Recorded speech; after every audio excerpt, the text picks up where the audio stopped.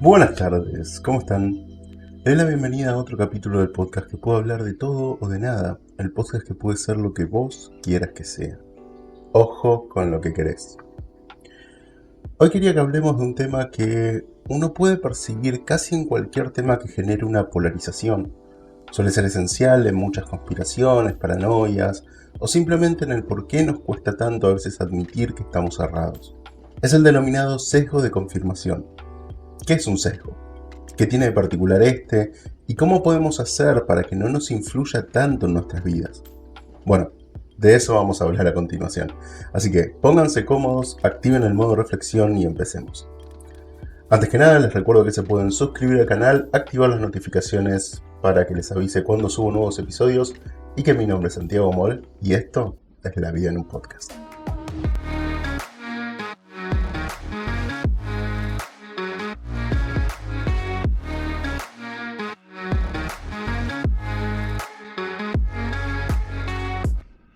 Como les mencioné en la introducción, en este video hablaremos del sesgo de confirmación, uno de los sesgos cognitivos más conocidos, pero no el único.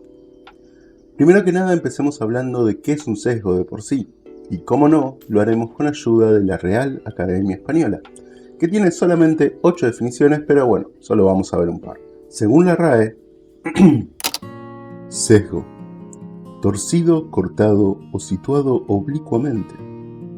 Oblicuidad o torcimiento de una cosa hacia un lado, o en el corte o en la situación o en el movimiento.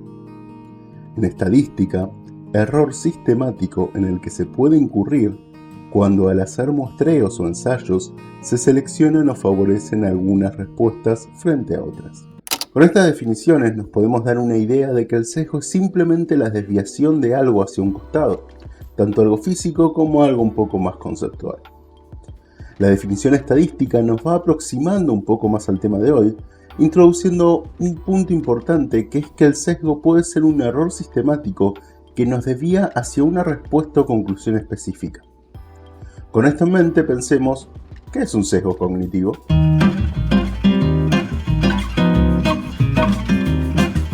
Un sesgo cognitivo es un efecto psicológico que produce una desviación en el procesamiento mental, lo que lleva a una distorsión, juicio inexacto, interpretación ilógica o lo que se llama en términos generales irracionalidad, que se da sobre la base de la interpretación de la información disponible, aunque los datos no sean lógicos o no estén relacionados entre sí.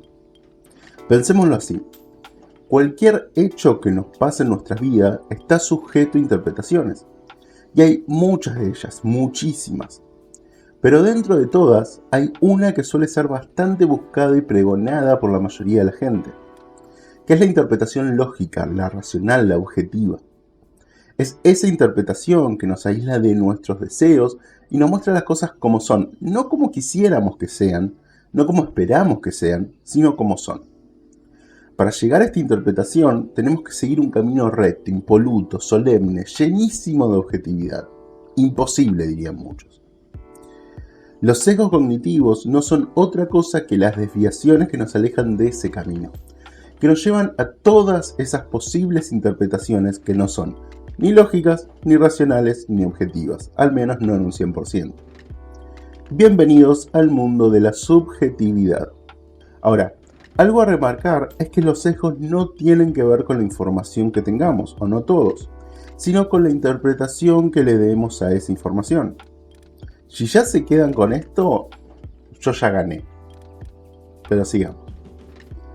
Ahora hablemos del tema real de hoy, y es el sesgo de confirmación o sesgo confirmatorio, que es la tendencia a favorecer, buscar, interpretar y recordar la información que confirma las propias creencias o hipótesis, dando desproporcionadamente menos consideración a posibles alternativas. Si nos ponemos a pensar, es muy parecido al sesgo estadístico que mencionamos antes, o sea, una desviación sistemática en la forma de manejar la información que favorece un pensamiento o conclusión deseados, el nuestro. Ahora, ¿por qué se genera esto?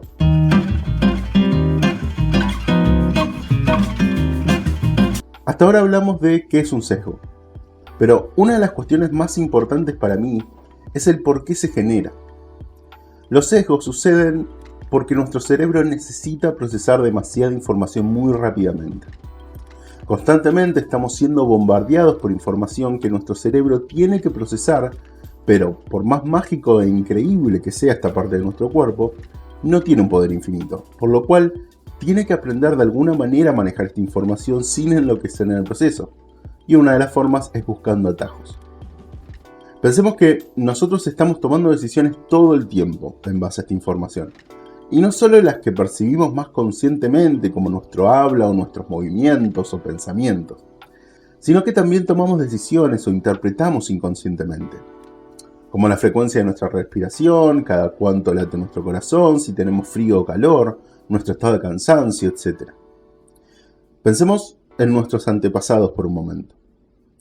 Hace cientos de años, cientos de miles de años, la mayor preocupación de nuestra especie era no morir, por lo cual necesitaba darse cuenta rápidamente de los peligros que tenía a su alrededor.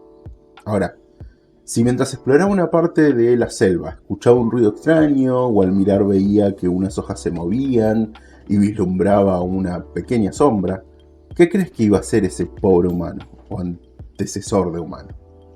Podía interpretar que se trataba de un pequeño animal inofensivo, o que era el viento y la sombra que vio solo una rama cayéndose, o podía interpretar que había un animal peligroso acechando. Acá se nos presentan 4 posibilidades, 2 en las cuales acertamos la predicción y 2 en las cuales erramos la predicción. Si acertamos en ambas, deberíamos vivir, ya sea porque no había un peligro o porque nos anticipamos a él. En cambio, en las otras 2 posibilidades, hay una que es mucho más costosa que la otra. Si pensamos que hay un peligro y no lo hay, bueno, habremos corrido necesariamente un rato. En cambio, si pensamos que había un inofensivo conejo y de repente nos aparece un puma hambriento, bueno, nadie se enterará porque estarás muerto. La evolución privilegia entonces el error menos caro, porque es el que sobrevive y pasa sus genes. Todo este pensamiento el cerebro lo tiene que hacer en milésimas de segundos. Si no, puede ser demasiado tarde. Por lo cual nuestro cerebro se encargó evolutivamente hablando de ser una máquina de buscar atajos y procesar esta información lo más rápido posible. Entendiendo estos atajos que hace la mente, el sesgo de confirmación suena un poco más lógico. Si nuestro cerebro tiene que ser eficaz, rápido, entonces va a buscar aquellas cosas que ya conoce y quedarse con eso. Por ejemplo, yo no creo para nada en los horóscopos. Creo que hay evidencia suficiente para demostrar que no tienen mucho sentido. Por lo cual, cualquier cosa que me digan sobre mi horóscopo la voy a interpretar como mentira. De todo lo que me digan me quedaré con lo que entiendo que es falso y confirmaré con eso que todo el resto también lo es. Que era lo que yo ya creía. Es más fácil para mí quedarme con esa información que confirme mis creencias a ponerme a analizar todos los datos de todos los horóscopos y ver cuáles son ciertos en mí y cuáles no. Y lo mismo le pasará si ustedes son creyentes fieles del horóscopo. Si ustedes son de esas personas, seguramente cuando yo mencioné que no creo en los horóscopos, habrán pensado, ¡ja! Eso es típico de Géminis con ascendente en Cáncer. Porque es más fácil y rápido encontrarle un sentido que sea congruente con esas creencias a uno que no lo sea. Lo que pasa es que estos sesgos a veces nos hacen tomar decisiones un poco equivocadas. Y además nos hacen reafirmar ese error una y otra vez. ¿Qué pasaría entonces si, en este caso, yo me enfrento a un fiel creyente de los horóscopos? Seguramente los dos empezaríamos a cuestionar la postura del otro, intentando convencernos entre nosotros de venir a nuestro lado. Pero solo escuchando las cosas que la otra parte dice que nos pueden ayudar a confirmar nuestra creencia. Si ambos hacemos esto, nadie conseguirá nada más que polarizar una charla que podría haber sido completamente inofensiva. ¿Les suena? Es porque pasa casi todo el tiempo, en política, en religión, en fútbol, en pseudociencias, en conspiranoias, en todo nuestro día a día.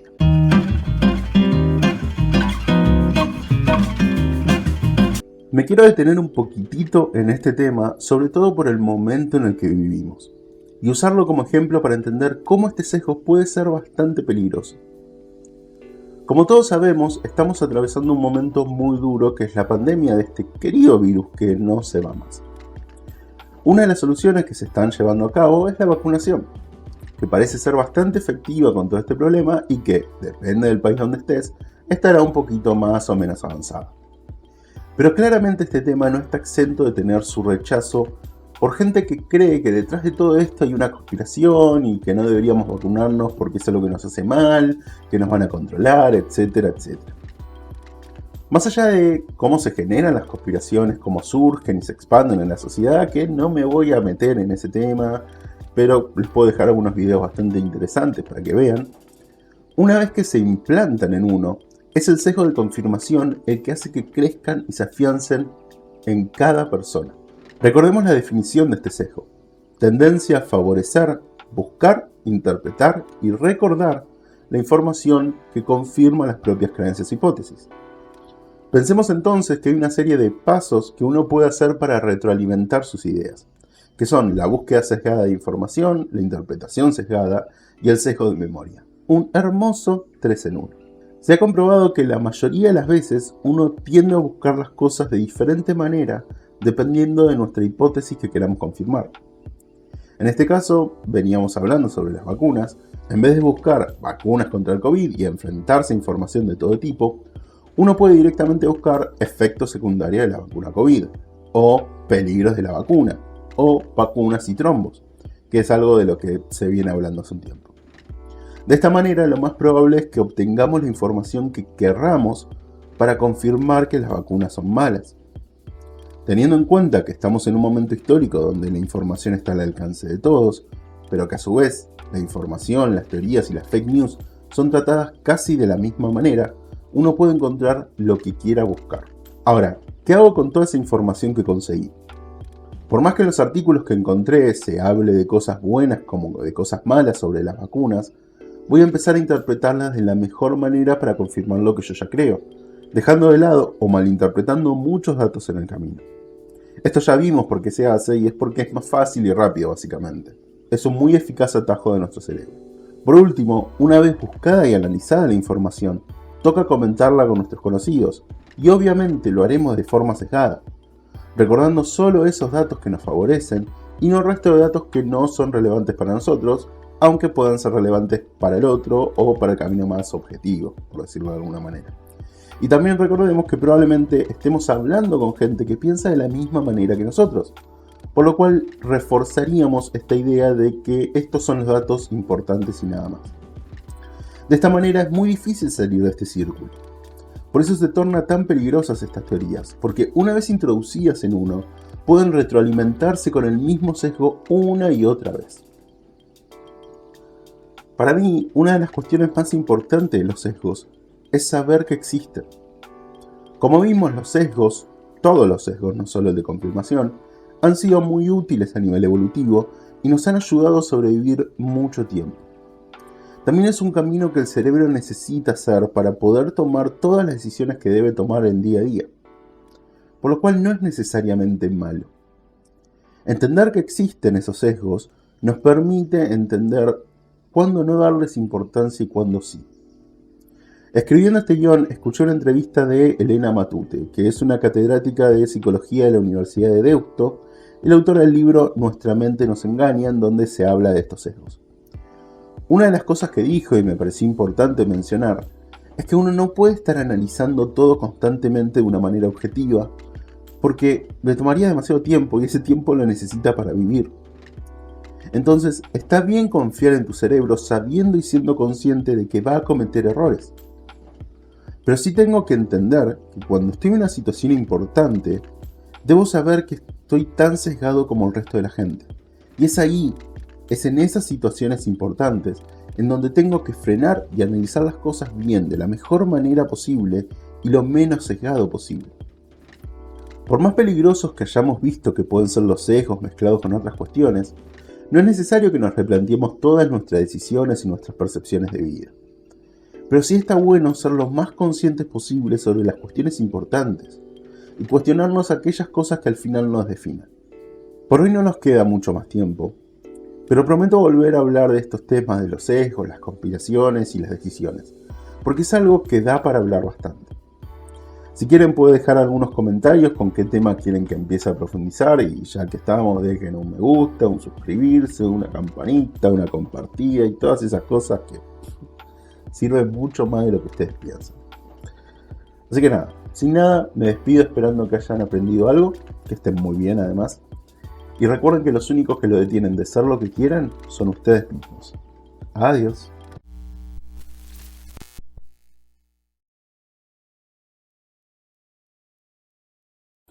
Pensemos entonces que hay una serie de pasos que uno puede hacer. Pero tengo que dejar de pegarle al micrófono. Pensemos entonces que hay una serie de pasos que uno puede hacer para retroalimentar.